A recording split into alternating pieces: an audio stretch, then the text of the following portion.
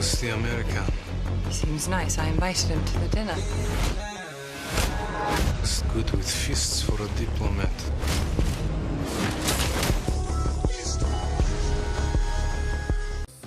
And welcome back, everybody. That's a look at Tenet, the first big movie opening in theaters, U.S. theaters, since the pandemic hit. And action blockbuster's already been raking in millions at the box office overseas. And two of the stars are with us now, Sir Kenneth Branagh and Elizabeth Debicki, both joining us live. Thank you both for being here. And let's start with, look, if you read a lot of reviews out there, a lot of people are scratching their heads because of the plot of this movie here. So I'm going to give you a chance here, Elizabeth. You explain exactly what is this movie about? It's the million-dollar question. I would say this film, the way I describe it is I say that we follow the protagonist, who's played by John David Washington, brilliantly, and we follow him on a mission to save the world. And the nature of the mission is to do with time and the concept of time and who can manipulate it and who can control it. And that's sort of the center of the film, if that clarifies. Yeah, that actually does make sense. I'm following it. So if John David Washington is the protagonist, it might be safe to say, Kenneth, that your character is the antagonist. And I understand Christopher Nolan, the director, told you that your character was basically unredeemable. What was that like to play? It was great. It was very releasing. I mean, he's fantastically playful, Christopher Nolan. As Elizabeth says, it's a big espionage movie. You get, a threat to the world, and you get a badder than bad baddie. He said to me on my first day, he said, I just want to be clear with you, Ken. I don't want you to look for anything good. I don't want you to find the humanity in him. It isn't there. He needs to be bad all the way through so that the threat that the audience get excited by is there all the way through to the end of the movie. So that's what I tried to do. Love it, love it. The movie looks great, but it also looks very intense. And Elizabeth, I know you and Kenneth had some very intense scenes, and we heard you had this sort of funny game you would play in between scenes to keep things light. It involves singing? Yeah, well, Ken and I, our characters go to some dark places, I would say. And we invented a game that happened, I believe, during an action sequence when we were in a car together.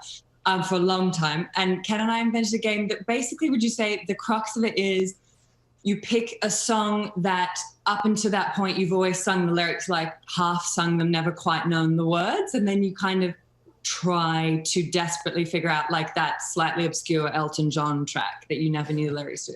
And just a lot of musical theater. We did turn everything into a musical. And Ken once laughed so hard on the side of a road that I actually split a seam in my skirt. Do you remember? That is in fact true, and I can say that the skirt was split by a phrase from Les Miserables. This is not what we brought you. I need to know which song that was. I love Les Mis. Yeah. Well, this is not what we brought you guys to talk about, but this is much better.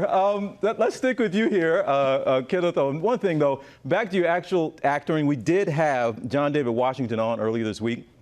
He said it's one of the finest pieces of acting he's ever seen is when you were actually having to do lines backwards with a Russian accent. How did you pull that off? With great difficulty, but it's fun. It's very entertaining living life backwards. I mean, you spill a lot of coffee, but you do get to save the world.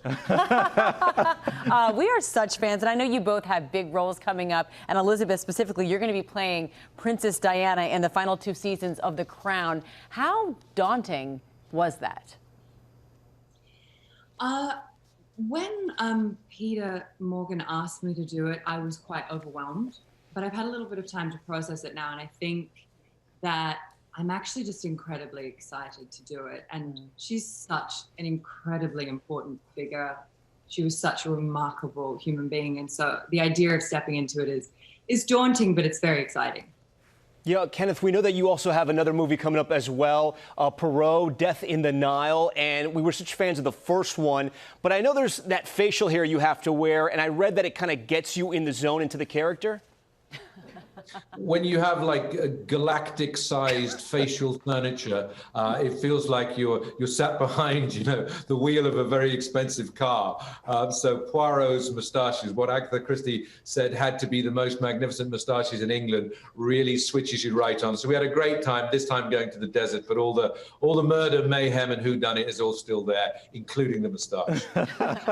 Well, guys, that's great. We're looking forward to the movie. Elizabeth, Debicki, we appreciate you clarifying exactly what the movie's about. And Sir Kenneth, we appreciate you sharing what your game is. We'll have you back. We'll play the game, see how many, I guess, skirts and dresses and pants and everything we can slit, having a good time. All right, guys, thanks so much. Good luck with the movie, all right?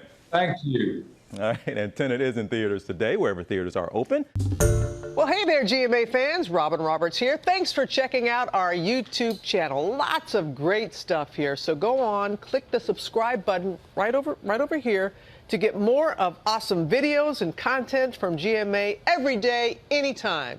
We thank you for watching, and we'll see you in the morning on GMA.